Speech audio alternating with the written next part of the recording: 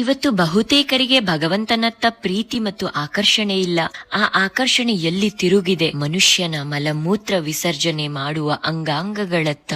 ಅವನು ಎಷ್ಟು ಹ್ಯಾಂಡ್ಸಮ್, ಅವಳು ಎಷ್ಟು ಸುಂದರಿ, ಇವುಗಳು ಪ್ರೀತಿಯ ಅಳತೆಗೋಲುಗಳಾಗಿವೆ. ಹೀಗಾದರೆ ನಾವು ಇವತ್ತಿನ ಪ್ರೀತಿಯು ಕೇವಲ ಚರ್ಮಕ್ಕೆ ಸೀಮಿತವೇ ಎಂದು ಪ್ರಶ್ನಿಸಬೇಕು. ಒಬ್ಬರ ಚರ್ಮ ತೆಗೆದು ನೋಡಿದರೆ ಎಲ್ಲರೂ ಒಂದೇ ತರ, ರಕ್ತ ಮಾಂಸ ಮೂಳೆ, ಅದೇ ನಮ್ಮ ಪ್ರೀತಿಯ ಆಧಾರವೇ? ನಾಳೆ ಮುಪ್ಪಾದ ಮೇಲೆ ನಾಶವಾಗುವ ಈ ಚರ್ಮವೇ ನಿಜವಾದ ಪ್ರೀತಿ ಎಂದರೆ ಆತ್ಮದಿಂದ ಆತ್ಮದತ್ತ ಸಂಪರ್ಕ. ಆದರೆ ಇವತ್ತು ಬಹುತೇಕ ಪ್ರೀತಿ ದೇಹದ ಆಕರ್ಷಣೆಯ ಮೂಲಕ, ಹಣದ ಆಕರ್ಷಣೆಯ ಮೂಲಕ ಹುಟ್ಟುತ್ತೆ. ಆ ಆಕರ್ಷಣೆ ಇದ್ದಾಗ ಪ್ರೀತಿ ಇರುತ್ತೆ, ಕಳೆದು ಹೋದರೆ ಪ್ರೀತಿಯ ಉಷ್ಣತೆಯೂ ಕಡಿಮೆಯಾಗುತ್ತೆ. ಇಂದ್ರಿಯಗಳನ್ನು ತೃಪ್ತಿಪಡಿಸೋದೇ ಬದುಕಿನ ಗುರಿಯಾಗಿ ಹೋಗಿದೆ. ಆಹಾರದಿಂದ ನಾಲಿಗೆ ತೃಪ್ತಿ, ದೃಶ್ಯಗಳಿಂದ ಕಣ್ಣು ತೃಪ್ತಿ, ಇವುಗಳ ಆಲೋಚನೆಗಳಲ್ಲಿ ತಮ್ಮ ಶಕ್ತಿಯನ್ನೆಲ್ಲಾ ಬಳಸುತ್ತಿದ್ದಾರೆ. ಆದರೆ ಕೇಳಿ ನೋಡಿ, ಇಂದ್ರಿಯಗಳು ಯಾವತ್ತಾದ್ರೂ ತೃಪ್ತಿಯಾಗಿವೆಯಾ ಅಂತ?